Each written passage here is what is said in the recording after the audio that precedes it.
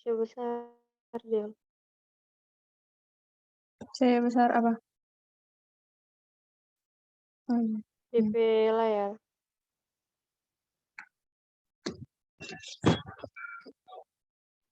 Sudah. Selamat malam teman-teman dan juga Mem.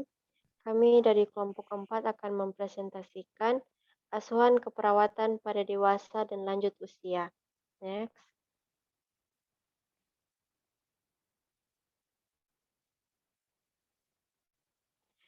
Dengan anggota Peruge Gladly Gabriela, Charlotte Adelina Aryani, dan Pangki Mutiara Angelica. Namun sebelumnya mohon maaf karena teman kami Mutiara sedang berhalangan jadi tidak dapat ikut dalam presentasi ini. Next.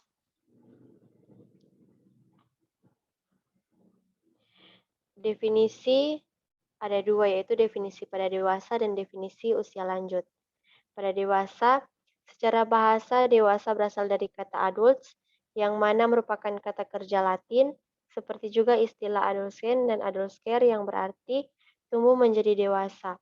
Akan tetapi kata adult juga berasal dari bentuk lampau, dari kata kerja adultus yang berarti telah tumbuh menjadi kekuatan dan ukuran yang sempurna, atau telah menjadi dewasa. Nah, secara istilah, orang dewasa adalah individu yang telah menyelesaikan pertumbuhannya dan siap menerima kedudukannya dalam masyarakat bersama dengan orang dewasa lainnya. Sedangkan definisi pada usia lanjut, ini adalah tahap peralihan dalam arti bahwa baik pria maupun wanita harus menyesuaikan diri pada semakin berkurangnya tenaga mental dan fisik mereka. Menurut Elizabeth Hurlock, dalam buku Psikologi Perkembangan, usia tua adalah periode penutup dalam rentang hidup seseorang, yaitu suatu periode di mana seseorang telah beranjak jauh dari periode terdahulu yang lebih menyenangkan, beranjak dari waktu yang penuh dengan bermanfaat. Next.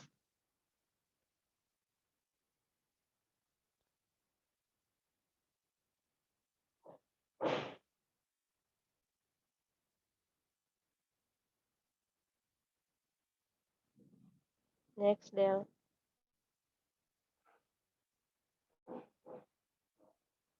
Sudah ini ya tuh, tapi jaringan stop. Kita masuk pada klasifikasi pada dewasa. Masa dewasa awal, masa ini dimulai pada usia 18 tahun sampai umur 40 tahun, di mana perubahan fisik dan psikologis telah mencapai kematangannya.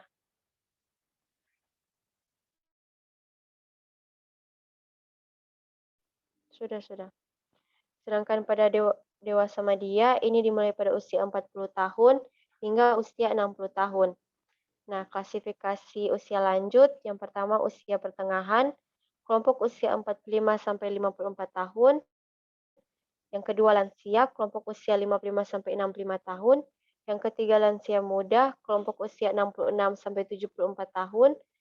Dan yang keempat lansia tua, usia 75 sampai 90 tahun. Next.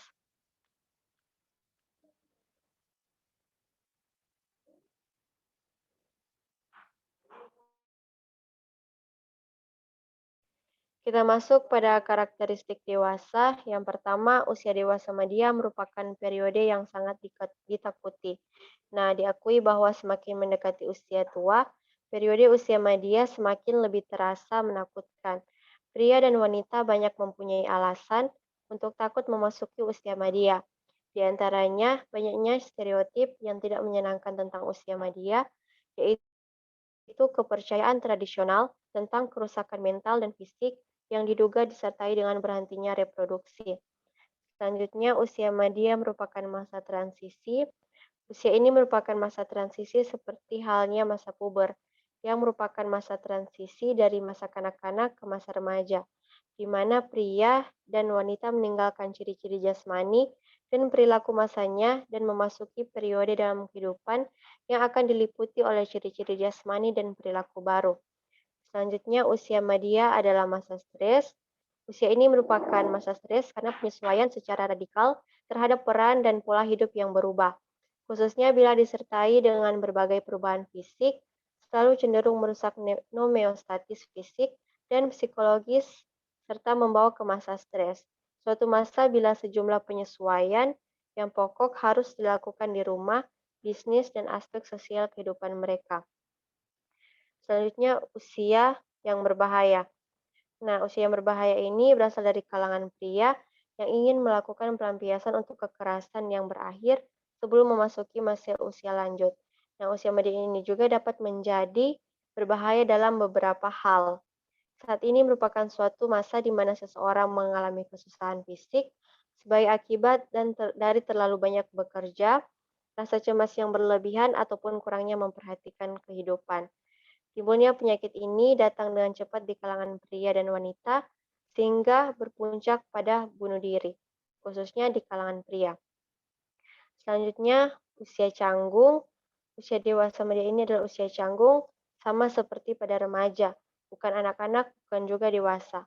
Demikian juga pada pria dan wanita berusia media, mereka bukan muda lagi tetapi juga bukan tua. Selanjutnya, usia masa berprestasi.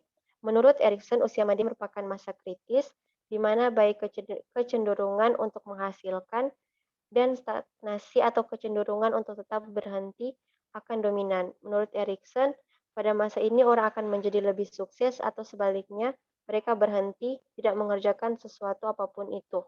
Menurutnya, apabila orang pada masa usia ini memiliki keinginan yang kuat, maka ia akan berhasil. Sebaliknya, jika dia memiliki keinginan yang lemah, dia akan stuck atau menetap pada hidupnya. Selanjutnya, usia masa evaluasi. Nah, pada umumnya manusia mencapai puncak prestasinya, maka sangatlah logis jika pada masa ini juga merupakan saat yang pas untuk mengevaluasi prestasi tersebut berdasarkan aspirasi mereka semula dan harapan-harapan orang lain, khususnya teman dan keluarga-keluarga dekat.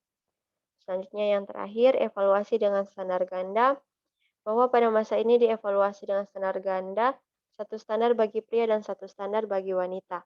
Walaupun perkembangannya cenderung marak kebersamaan peran antara pria dan wanita baik di rumah, perusahaan perindustrian, profesi maupun dalam kehidupan sosial, namun masih terdapat standar ganda terhadap usia. Meskipun standar ganda ini mempengaruhi banyak aspek terhadap kehidupan pria dan wanita usia media, tetapi ada dua aspek yang perlu diperhatikan, yaitu aspek yang berkaitan dengan perubahan jasmani, serta aspek bagaimana cara pria dan wanita menyatakan sikap pada usia tua. Next.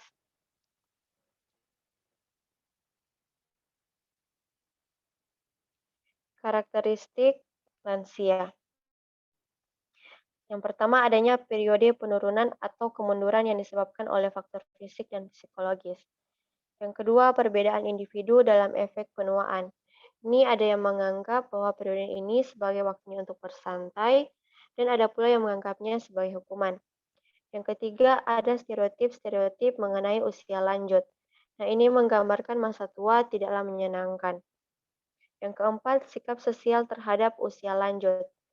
Kebanyakan masyarakat menganggap bahwa orang berusia lanjut tidak begitu dibutuhkan karena energinya sudah melemah. Tetapi ada juga masyarakat yang masih menghormati orang yang berusia lanjut, terutama yang dianggap berjasa bagi masyarakat sekitar. Yang kelima, mempunyai status kelompok minoritas. Ini adanya sikap sosial yang negatif tentang usia lanjut. Keenam, adanya perubahan peran. Ini karena tidak dapat bersaing lagi dengan kelompok yang lebih muda. Ketujuh, penyesuaian diri yang buruk. Ini timbul karena adanya konsep diri yang negatif yang disebabkan oleh sikap sosial yang negatif. Kelapan, terakhir ada keinginan untuk menjadi muda kembali, mencari segala cara untuk menjadi muda kembali. Next.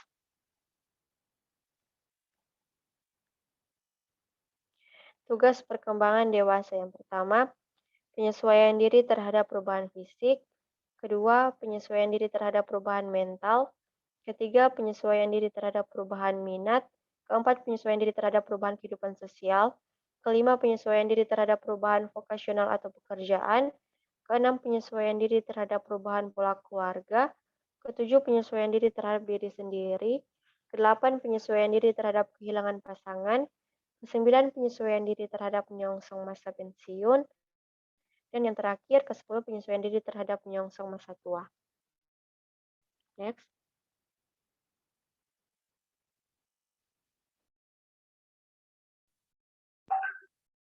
Baiklah, sekarang kita masuk pada tugas perkembangan lansia. Jadi yang pertama ada menyesuaikan diri terhadap perubahan fisik. Jadi misalnya adanya perubahan penampilan pada wajah wanita dengan menggunakan kosmetik untuk menutupi penuaan pada wajahnya. Ada yang kedua, ada penyesuaian diri dengan masa pensiun dan berkurangnya penghasilan keluarga, menyesuaikan diri dengan kematian pasangan hidup, menjalin hubungan dengan orang di sekitar, membentuk pengaturan kehidupan fisik yang memuaskan, serta menyesuaikan diri dengan peran sosial secara luas. Selanjutnya ada ciri tahap perkembangan dewasa. Yang pertama ada usia reproduktif. Jadi masa dewasa adalah usia reproduktif yang ditandai dengan contohnya membentuk rumah tangga. Lalu ada masa bermasalah, yaitu masa ini penuh dengan masa usia ini yaitu masa dengan penuh banyak masalah. Jika seseorang tidak siap memasuki tahap ini, maka ia akan kesulitan menyelesaikan dalam tahap perkembangannya karena persoalan yang dihadapi seperti pekerjaan maupun persoalan keuangan memerlukan penyesuaian di dalamnya. Lalu ada masa komitmen. Mengenai komitmen ini akan menjadi satu tanggung jawab yang sangat berat untuk dipikul. Dan untuk masa keterasingan sosial, dengan berakhirnya pendidikan formal dan terjunnya seseorang dalam pola kehidupan, maka orang dewasa tersebut akan mengalami hubungan dengan teman menjadi semakin renggang. Dan berbarengan dengan hal itu, akibatnya akan menjadi krisis keterasingan sosial. Selanjutnya ada masa penyesuaian diri dengan cara hidup yang baru, yaitu menyesuaikan diri pada suatu gaya hidup memang akan sulit, terlebih lagi pada kaum zaman sekarang ini, apalagi karena persiapan mereka sewaktu masih anak-anak dan masa remaja biasanya tidak berkaitan atau bahkan tidak cocok dengan gaya hidup baru. Lalu untuk selanjutnya ada ciri tahap perkembangan lansia. Ciri perkembangan lansia yang pertama ada usia lanjut, merupakan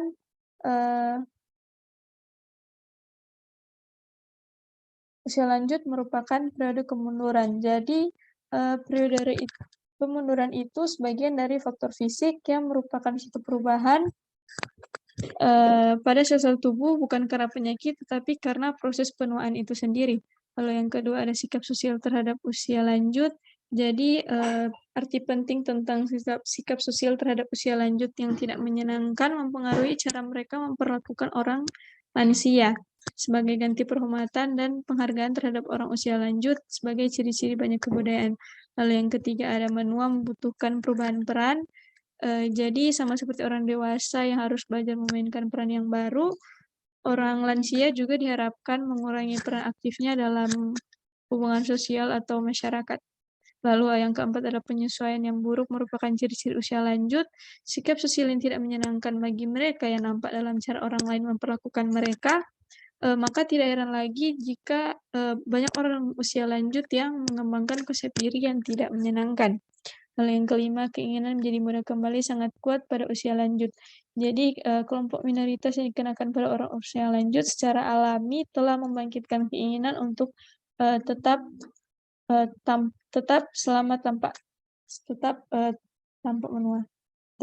ingin muda kembali. Selanjutnya ada karakteristik perilaku dewasa. Yang pertama, bertanggung jawab atas diri dan tindakan sendiri. Jadi setiap hari setiap orang pasti ingin mengambil keputusan dan keputusan itu pasti disertai dengan suatu konsekuensi. Baik positif ataupun negatif, seseorang akan dikatakan dewasa jika dia bertanggung jawab atas apa yang ia lakukan. Maka jika kita mampu secara aktif dan kita akan disebut dewasa jika kita mampu secara aktif menjaga diri, serta dapat bertanggung jawab atas apa yang kita ambil. Yang kedua adalah mampu menerima diri sendiri apapun keadaannya, jadi memang nggak mudah untuk kita menerima diri sendiri, terutama jika banyak orang yang berkata bahwa kita itu harus banyak berubah. Namun jika kita sudah dewasa, pasti kita akan mencoba untuk, percaya diri dan dapat menerima diri diri kita sendiri dengan apa adanya. Lalu ada rendah hati dan sederhana. Jika kita adalah orang dewasa, maka, kita tak akan membiarkan kesuksesan itu akan membuat orang sombong atau tinggi hati. Kita akan melakukan orang lain dengan adil, serta dengan penuh respek, tak peduli seberapa besar keberhasilan kita. Lalu selanjutnya ada bersyukur atas segala hal yang dimiliki. Kita harus bersyukur atas segala hal yang kita miliki, bukannya mengeluh tentang hal-hal yang nggak bisa torang miliki. Karena bisa saja apa yang torang miliki itu, tidak dapat dimiliki orang lain, maka kita harus bersyukur atas apa yang torang miliki. Selanjutnya berpikiran terbuka dan tidak mudah menghakimi. Jadi ketika dewasa kita pasti akan berpikiran lebih terbuka dan dapat memandang, setiap permasalahan dari segala sisi atau perspektif. Sehingga kita dapat memahami bagaimana, kita menjadi orang lain. Selanjutnya ada karakteristik perilaku lanjut usia, ada 4, yaitu mudah lupa, gangguan sosialisasi, gangguan tidur, serta apatis. Jadi mudah lupa ini, usia memang tidak identik dengan salah satu masalah genetik, yaitu mudah lupa atau pikun. Dan faktor usia serta fungsi tubuh yang menurun membuat hal itu menjadi suatu kondisi yang sering dialami oleh para lansia. Mungkin terapi yang bisa digunakan untuk menurunkan pikun ini yaitu dengan terapi obat ataupun dengan terapi kelompok. Selanjutnya ada gangguan tidur ini penyebab gangguan tidur utama pada lansia biasanya karena insomnia atau biasanya lansia sering terbangun pada dini hari. Selanjutnya ada gangguan sosialisasi. Gangguan sosialisasi ini biasanya pada orang lanjut usia, semakin bertambahnya usia, ia akan menjadi semakin menarik diri dari, masyarakat atau sosial sehingga, memiliki gangguan dalam sosialisasi. Selanjutnya apatis. Sikap apatis ini jauh dari kata baik karena biasanya lansia akan menutup diri dari lingkungan dan semangat hidupnya menjadi turun serta kepercayaan diri yang rapuh juga tak mampu untuk, merawat dirinya secara utuh. Selanjutnya kita masuk pada pengkajian dewasa. Kita masuk dalam pengkajian dewasa. Kalian dengan usia perkembangan psikososial dewasa, kalian bahagia dengan hidup yang dialami sekarang meskipun terkadang mendapati masalah, kalian dapat mengatasinya dengan baik. Next.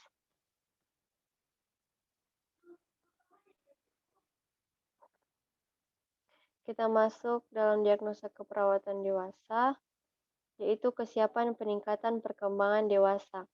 Tujuannya yang pertama memahami perkembangan orang dewasa yang normal dan menyimpang.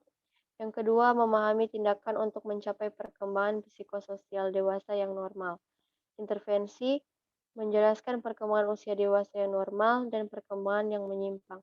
Nah, ini untuk memilih pasangan hidup, mencapai peran sosial, bertanggung jawab, mencapai kemandirian emosional, belajar membangun kehidupan rumah tangga dengan pasangan hidup, mengasuh anak, serta menjadi warga negara yang baik. Intervensi kedua, menerima proses penuaan. Nah, orang dewasa sudah mampu menerima proses penuaan, contohnya seperti penuaan fisik, yaitu timbulnya keriput pada wajah. Intervensi yang ketiga, berinteraksi dengan baik dengan pasangan dan menikmati kebersamaan dengan keluarga. Nah, ini untuk lebih mempererat hubungan yang telah dibangun dalam satu keluarga.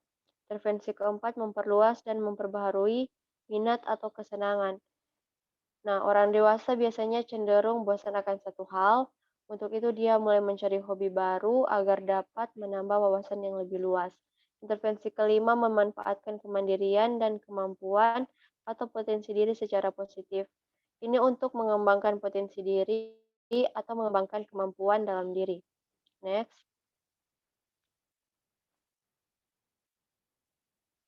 Evaluasi yang pertama, pemahaman perkembangan orang dewasa meningkat. Kedua, pemahaman perkembangan psikososial meningkat. Next.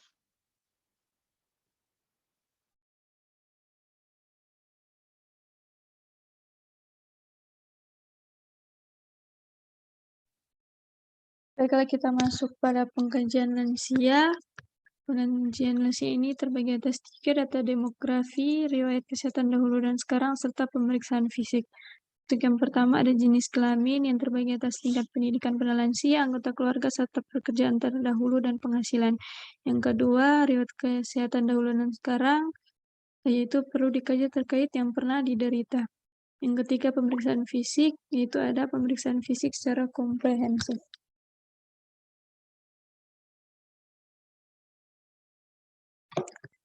Selanjutnya untuk diagnosa keperawatan lansia, di sini diagnosanya yaitu kesiapan perkembangan lansia dengan tujuan untuk mengetahui diagnosa keperawatan yang dapat muncul pada lansia, serta peran perawat dalam memberikan asuhan keperawatan kepada lansia yang terdiagnosa penyakit.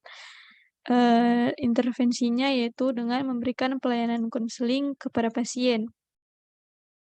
Jadi dengan memberikan pelayanan konseling kepada pasien ini harus menggunakan komunikasi terapeutik yang tepat, karena pada lansia ini cenderung mengalami penurunan pendapatan yang sehingga memudahkan pasien semakin stres dan depresi, sehingga perawat harus menjadi seorang pendengar yang baik.